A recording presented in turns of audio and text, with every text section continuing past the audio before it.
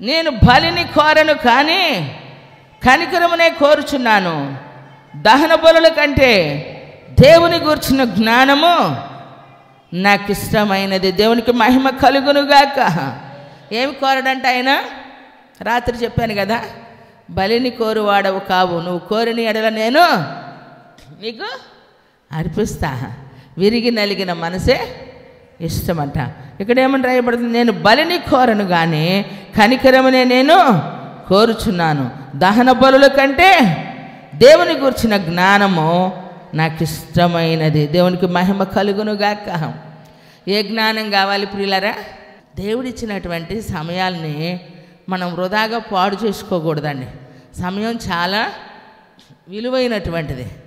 జీవితంలో మరలా తిరిగి పొందుకోలేనటువంటిది ఏంటంటే సమయమే. దీని విలువను మనం తెలుసుకొని దీన్ని మనం చాలా జాగ్రత్తగా సేవ్ చేసుకోవాలి. మనందరి జీవితాల్లో చాలా టైం వృధా అయిపోయింది ప్రియులారా. ఇకనైనా ఏమని దేవుడు మనకిచ్చిన జ్ఞానం అట్ట చూడండి. నువ్వు బలిని కోరువాడువు కావు కానీ కనికరమునే కోరుచున్నావు. ఏం కావాలంటే మనకి కనికరము, దేవుడు గూర్చిన జ్ఞానం అట్ట. ఎందుకంటే దేవుడు మనకి ఇచ్చినటువంటి అవకాశాన్ని ఆశీర్వాదకరంగా మార్చుకోవాలి.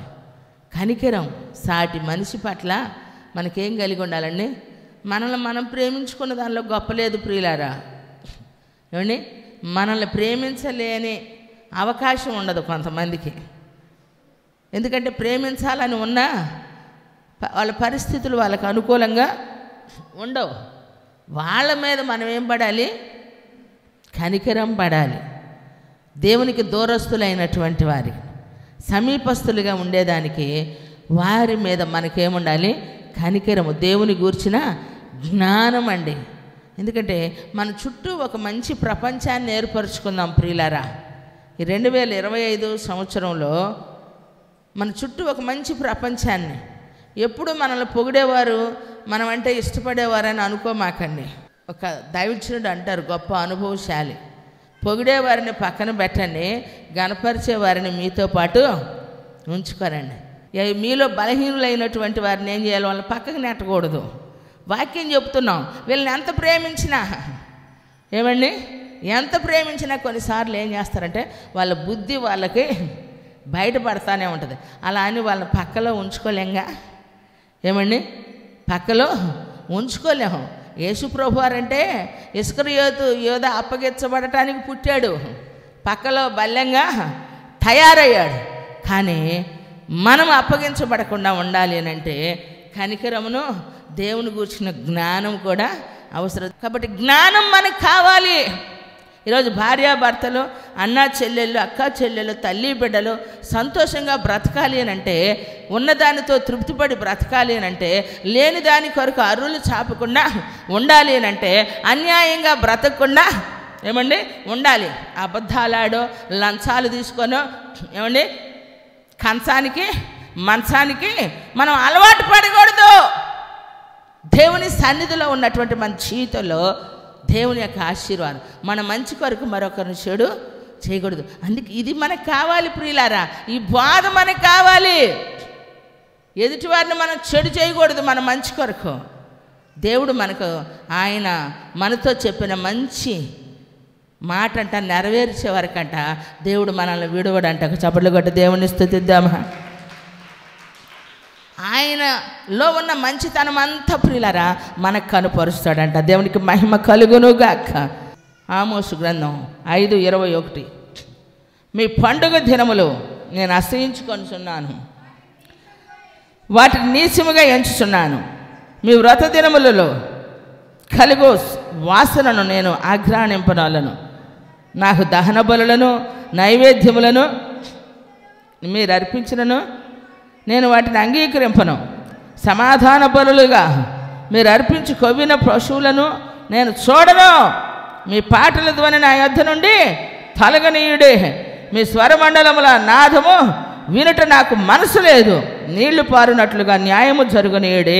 గొప్ప ప్రవాహం వలె నీతిని ప్రవహింపనీయుడు. కొట్టు కొట్టు కొట్టు గట్టిగా.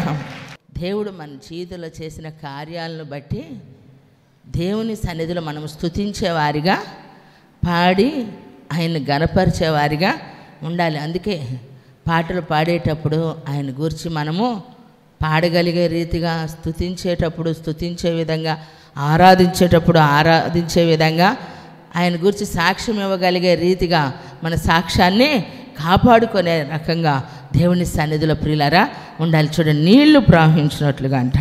చూడండి, నీళ్లు పారునట్లుగా న్యాయము జరగాలట. మన జీవితంలో ఏముండాలండి? న్యాయంగా బ్రతకాలి ప్రియులారా. అన్యాయంగా మనము బ్రతకూడదు. ఎందుకంటే దేవుని సన్నిధిలో గొప్ప ప్రవాహం వలె నీతిని ఏం చేయాలంట? ప్రవహింప నీడు. మన జీవితంలో అలాగ మనము న్యాయమును నీతిని మన యొక్క అనుభవాల్లో ఉండాలి. న్యాయంగా బ్రతకాలి, నీతిని మనము జరగనీయాలట. ప్రవాహము వలె నీళ్లు పారునట్లుగా. అరే వీళ్ళు నీతిమంతులరా, న్యాయాన్ని అనుసరించారని బ్రతకాలి. అన్యాయంగా బ్రతకూడదండి. అన్యాయంగా ఎవరి యొద్ద ఆర్జించకూడదు. ఎవరి నోరు మనము కొట్టకూడదు. ఎవరి యొద్ద నుంచి మనం అన్యాయంగా దోచుకోకూడదు ప్రియులారా. ఎందుకంటే దానివల్ల మనకు సుఖం ఉండదు, దానివల్ల మనకు సంతోషము ఉండదు ప్రియులారా.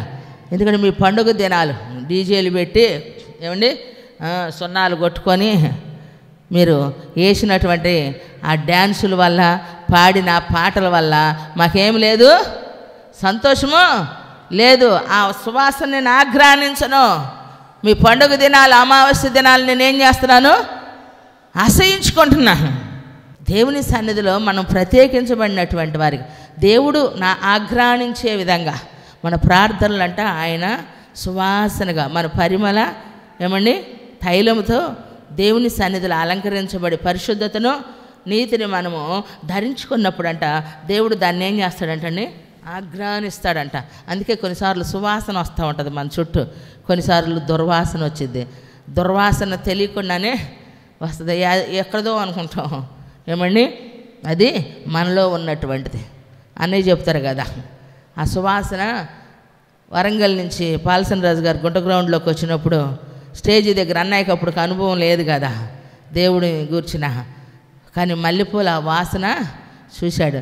తన బ్రతుకు కూడా సువాసనగా మార్చుకున్నాడు. కొట్టు చాపట్ల గట్టిగా. నిజమండి. ఎస్ఎన్ గారు అంటారు కదా, మనం వెళుతూ ఉంటే మున్సిపల్ ట్యాంకీ ఏమండి లేదంటే పాల ట్యాంకర్ ఏది వెళ్తుందో గుర్తుపడతామంట. ఏమండి చెప్పనక్కర్లా, గుర్తుపడతాం. అలాగే రోడ్డు మీద మనం వెళుతుంటే మనల్ని గుర్తుపట్టాలా?